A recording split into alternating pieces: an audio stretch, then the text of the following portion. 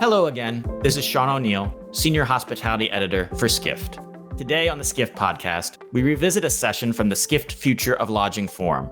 The session was called Staying Ahead of Future Shifts in Lodging, and the focus was on how to scale up next-gen hospitality companies. I spoke with Rami Zaidan, founder and CEO of Lifehouse, and Ernest Lee, Chief Growth Officer for CitizenM. Rami and Ernest represent the next wave of hotel industry leaders, and they're unusually good at explaining how their business strategies stand apart. I learned a lot, and I hope you will too. For information about the Skift Future of Lodging Forum or upcoming events from Skift, visit live.skift.com. Enjoy the conversation.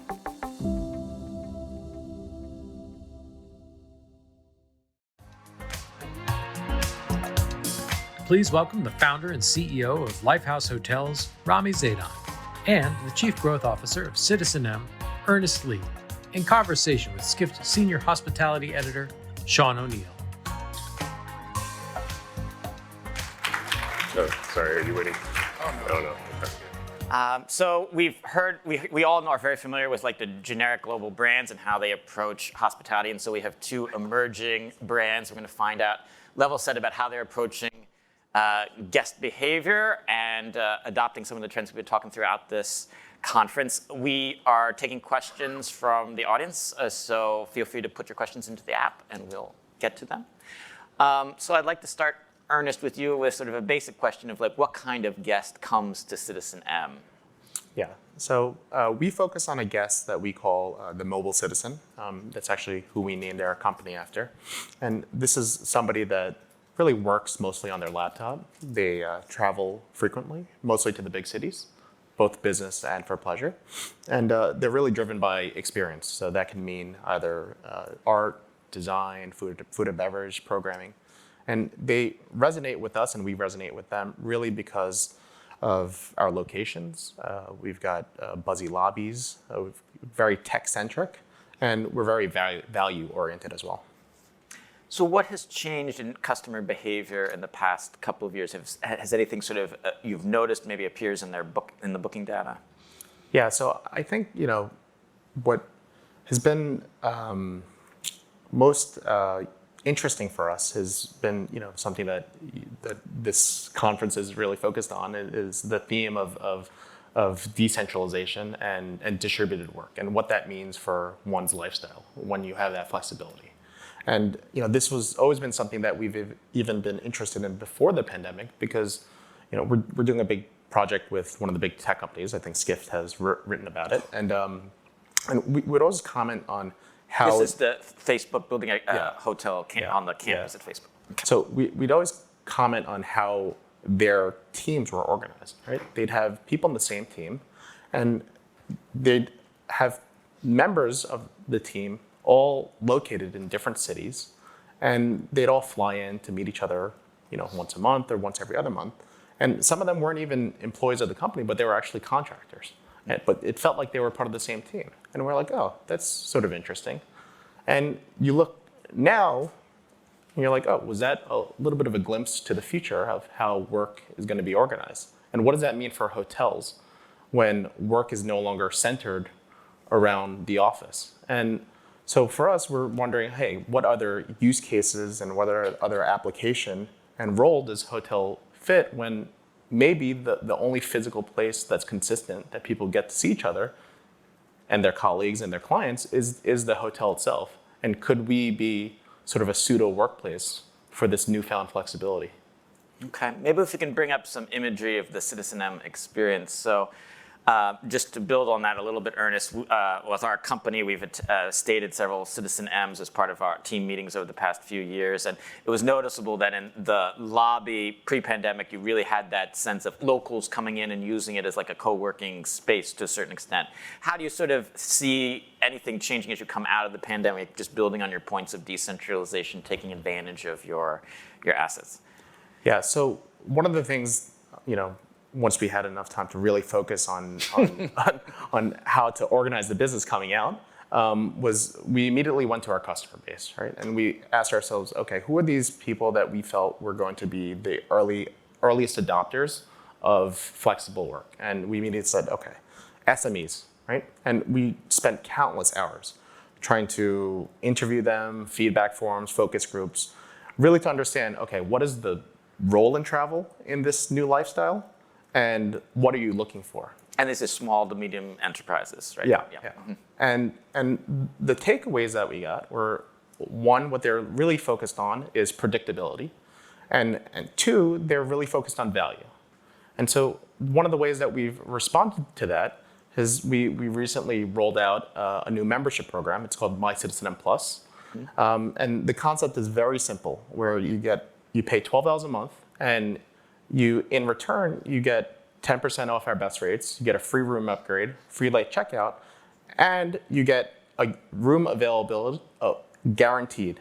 And so the feeling that we're trying to create is almost one where you're like a regular at your favorite restaurant, right? The restaurant's busy, but the hostess will fit you in, get a table for you.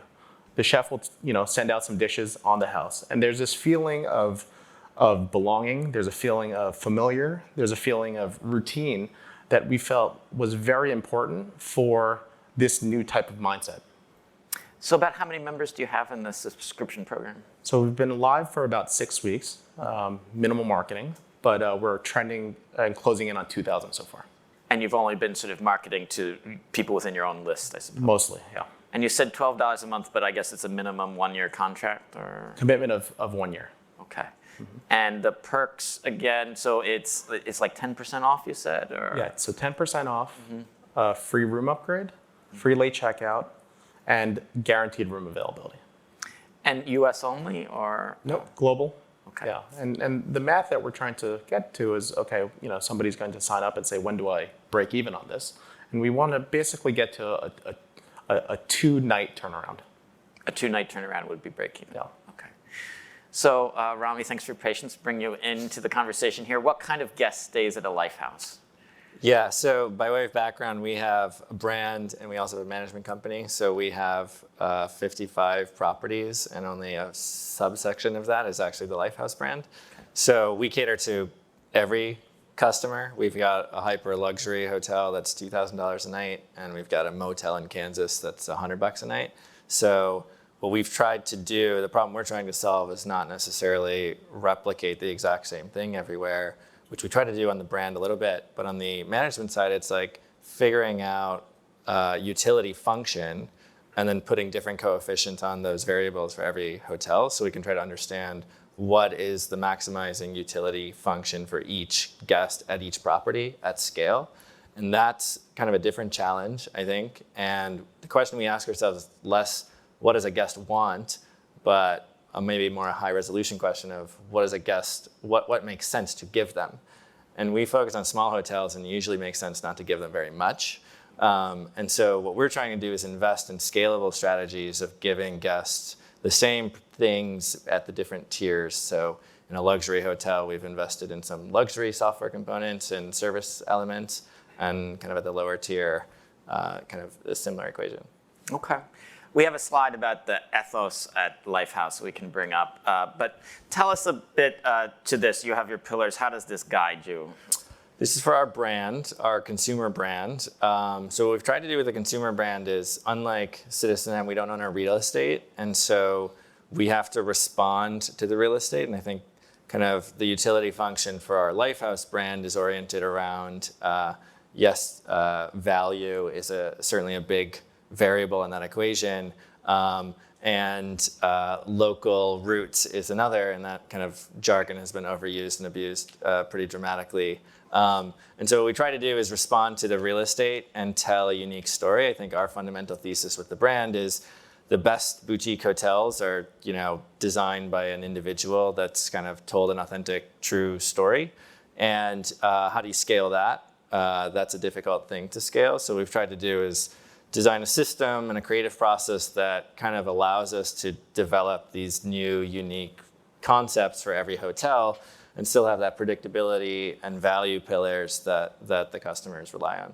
So let's nerd out and build on that, because I see people were taking pictures of your slides. So if we could go back to the previous one of the wild card. So how do you put structure around identifying a property's personality, let's say? Yeah, so we have this saying that research is what differentiates the dilettante from the artist. And dilettante, for those that don't know, is like a poser, someone that pretends to be an expert in the arts, but isn't really and doesn't put the effort to do it. So it starts with research. So we go into every project and we start with a couple weeks of research. Our design team does it. I think if you look at the boutique hotels that have succeeded in the marketplace, it's designed around a person, Ian Schrager, Andre Balazs, you name it, and that doesn't scale. And so what we've tried to do is kind of build a formula that's like research this, and then come up and design a kind of what we call a protagonist, design an individual, and kind of It's like a fictional character kind of like thing? Exactly. So we kind of think of ourselves like screenwriters and character development, and our design team kind of becomes these method actors to kind of say, okay, like, let me really empathize with this character so I don't have to like have the exact same product in every hotel, but I know that this is a true thing if I use this material there and hire this person, and kind of work backwards from there. I very much want to do my Marlon Brando impersonation, but I'll spare you. So Ernest, if we could talk a bit about, you mentioned subscriptions, and you also talked about sort of the software mindset. You talked about being inspired by Facebook. So how does customer lifetime value, how do you learn more about the customer when they're getting engaged, these 2,000 some, so in the very early stages that have taken subscription, how does that change your view of understanding them? Yeah, so I would say that one of the companies I think a lot of people learn from is Amazon, right? And Amazon. And one of the stories that we always talk about is how when Amazon rolled out free shipping only for their Amazon Prime members, critics and the analysts thought they were crazy. They were like, you're going to lose a ton of money. This is not so smart. And what they had was high conviction and a thesis that they would take one of the biggest customer friction points in e-commerce, shipping, and they would take care of it at their expense under a belief that they would be rewarded materially in customer lifetime value over the long term. And obviously we know how that's turning out for them. And what we actually think is that hotels are a little bit fundamentally backwards in approaching learning about their customers, building a relationship, and really playing the long game. In that most hotels, the customer has to first prove their worth and their value. And if that's proven, then you get incrementally better service and reward as you go along. And we're like, that's a little strange, right? We should be the ones that should first prove our value to the customer, and then we will then be rewarded by more loyalty and more revenue over the long term. And having that sort of fundamentally different sort of approach to it is one that are leading into. We don't know if it's right or wrong, but over the long term, and we're trying to win not in 10 months, but in 10 years, we think this is one that instinctually feels better, where we can learn more about our customer preferences and really track their profile and really be able to make these decisions. What is a good short-term sacrifice over a long-term gain? And we could do that only by leaning into our customers first, making this commitment to them, and continuing to engage on that level so that we could say, okay, maybe ADR is not the best, or it's probably the most transactional type of qualifier. Maybe ADR is average daily rate, right? Yeah. But maybe we need to build out your profile in terms of how much you write about us, how much you promote us, how you are in terms of engaging with our app, what type of occupation you are, and really being able to build out a complete profile so that we could evaluate customer lifetime value over many, many years. So what I'm hearing from that is the traditional hotel industry will look at metrics that may be lagging to a certain extent, like average daily rate, and you're, by keying in on some of these other metrics, like are they doing word of mouth on social media or something, that gives you more sense of engagement. You're looking at other next generation. Yeah, I wouldn't say lagging, but incomplete. Incomplete. Right? Okay. We feel that there's much more of a robust evaluation criteria that is warranted if you're really trying to play this long game. Okay.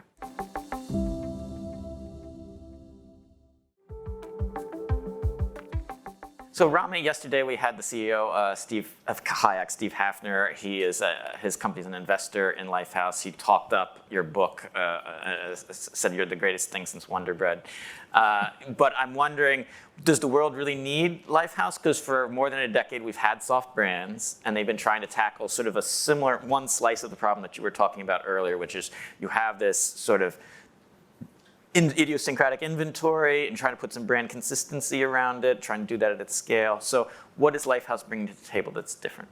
Yeah, so we really aren't a brand. We have a brand, but we're really an operator, and we use software to try to be the best operator. And really the goal of an operator is to maximize the risk-adjusted return for the real estate investor. And real estate owners primarily are interested in some financial return on their real estate investment. And so we're trying to solve the problem, particularly with small independent hotels that are underserved by sophistication in many ways, of maximizing that profitability equation.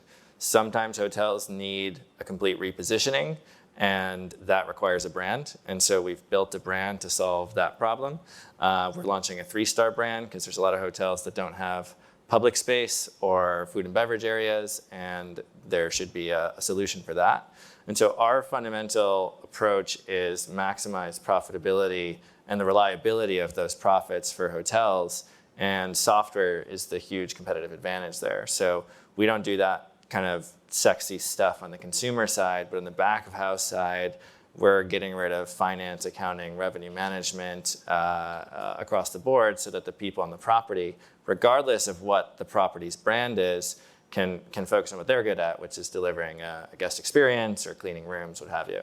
So I think we should exist, to answer your question, and I think the approach is more of a B2B solution than a B2C solution. Okay. How does that change hiring for you when you have this tech? So I think what you're getting at is, I think, somewhat of a public statement that we don't hire from the hotel industry. I think experience is kind of a substitute for a really good process or system. And that system can be a technical skill that requires a lot of training, or it can be the absence of a checklist. And so if you invest in designing really good systems, then experience becomes ever less relevant. Revenue management is not what it used to be at all. I like to think we have the best revenue management team and product in the industry, for footnotes to small independent hotels. And it's led by a 27-year-old data scientist. Nobody on our revenue management team has ever worked in the hotel industry. And experience in revenue management isn't that valuable there. And so our fundamental thesis is design systems that enable human beings to be ever more productive with ever less training. And especially in small hotels where you can't afford to rely on expensive human capital or people, you want to design a system where you can pull someone off the street and put them in and say, hey, you can be really productive with our tools and systems. That can be as sophisticated as a checklist or as advanced as a complex logic, algorithm, AI, et cetera. I feel like this is one of the light themes of the conference that's been a bit of surprise that's bubbled up is about talent. And we heard this from Amber, head of the Standard last night, is hiring for talent that is not the traditional approach of what you expect for hospitality. And CitizenM has done this for some years. It almost seems like you're auditioning for a TV show in some ways, the interview process. Is that right? Yeah. So we call them casting days. Casting gigs? Yeah. And basically it's has always been not in response to shortages in the service industry in terms of staff, but more because we felt that the main criteria for being hired at a CitizenM was that you were just nice, right? You had empathy, you were kind, right? We felt that was the central point of distinction between people that were hospitable and people who weren't hospitable. And where we would invest is all the training and effort to get you from a technical skill standpoint, from nothing to something that's, very serviceable behind a bar or behind a coffee machine. And what that allows us to do is really focus in industries and areas with really a lot of hidden talent. And hopefully it will continue to work for us although there seems to be a staffing shortage everywhere these days. There was someone here was a representative of one of the major consumer brands was saying they like this idea of sort of trying to marriage AI with EQ, of emotional quotient.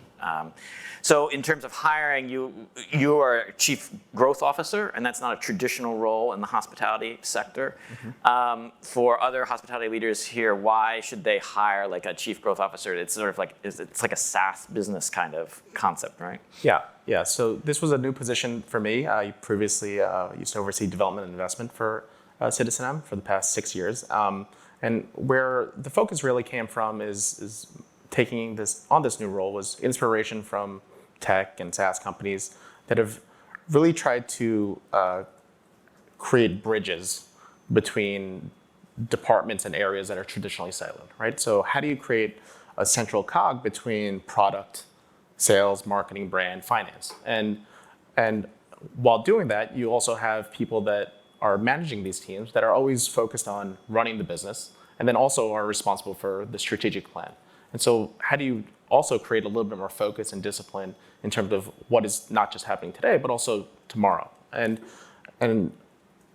obviously I'm biased, otherwise if I didn't think it was a good idea, I'd get the job. But I think this is something that hospitality companies should really sort of entertain is a role like this that really tries to marry and have an end-to-end perspective and always constantly be focused on what the opportunities are and how to grow over the long term, and not just focused on your quarterly budget and your annual budgets.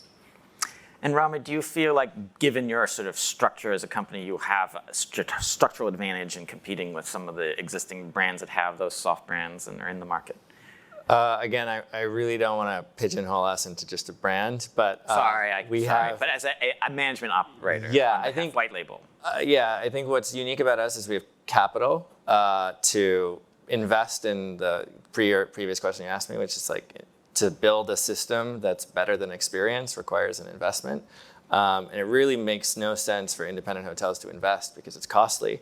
We're I think well capitalized to solve those problems for scale, and I think that's the fundamental problem I think with small independent hotels is it's such a fragmented space that it doesn't make sense for anybody to invest in anything. I think that's one of the interesting things about our Kayak partnership is Kayak is really well positioned to solve a problem at scale because they're one of the best travel tech companies in the world and have access to all these hotels. So yes, I think we're well positioned to do that and have unique positions within our company. And so you have a software as a service business, and how big of a proportion of that is of the whole? It's small today, less than 10%, but we just launched it earlier this year. I think our approach is how do we help hotel owners, and we launched our revenue management system and started selling that to third-party hotels because there were some owners of kind of owner-operated hotels that were like,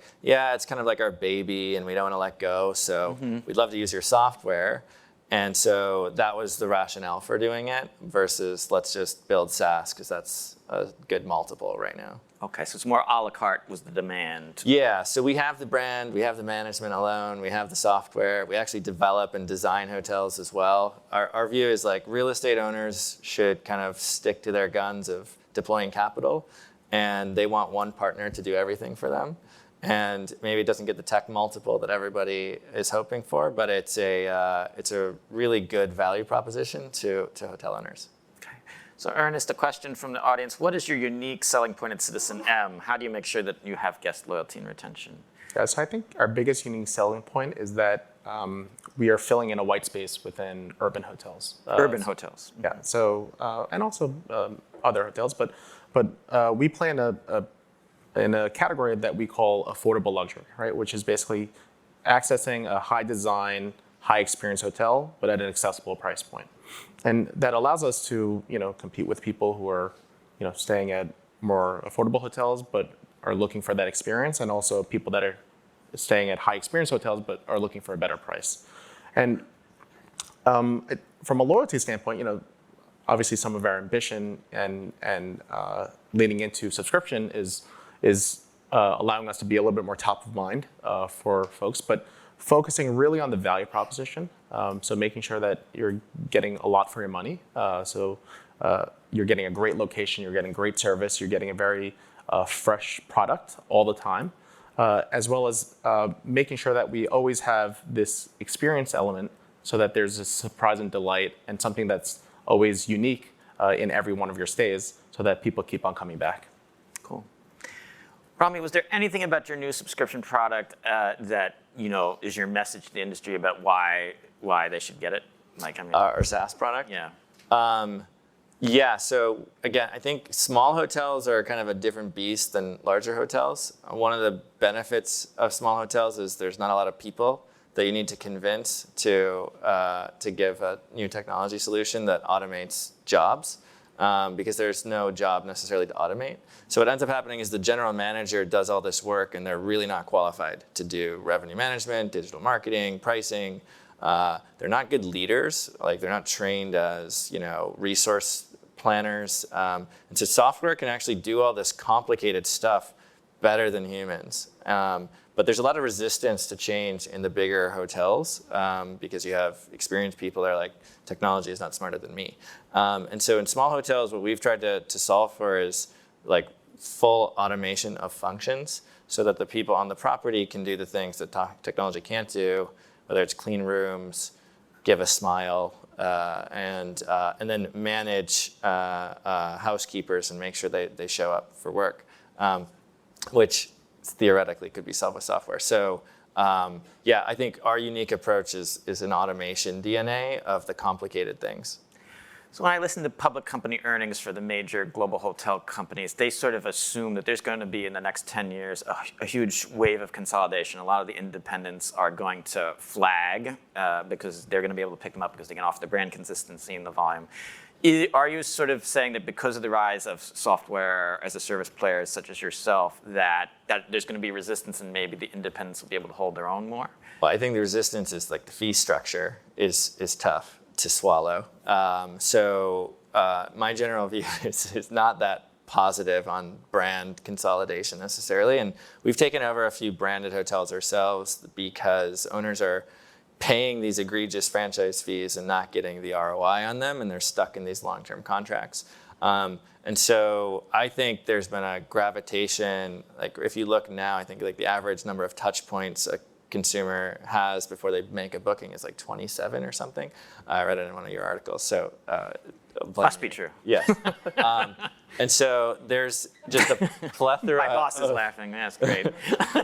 There's a plethora of information out there. I think like the TripAdvisor effect has enabled people to see the difference between a rigid brand and an independent hotel more clearly, and social media and all these things have helped consumers understand what the product is before they purchase it.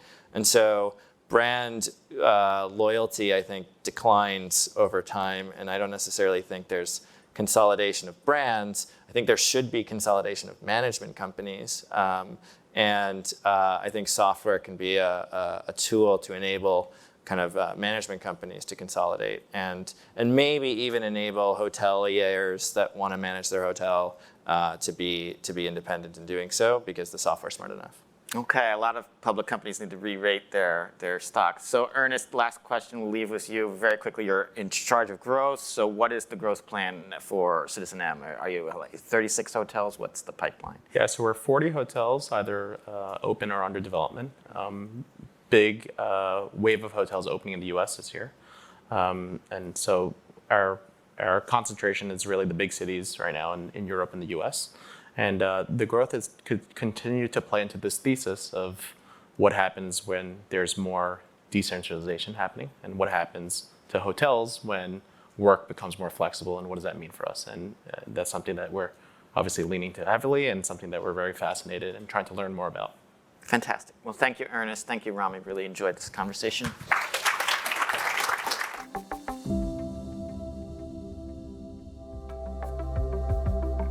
This has been the Skift Podcast. You can find the full video of this session and a library of industry-defining videos on Skift's official YouTube channel. Visit live.skift.com for information about upcoming Skift events. Thank you for listening.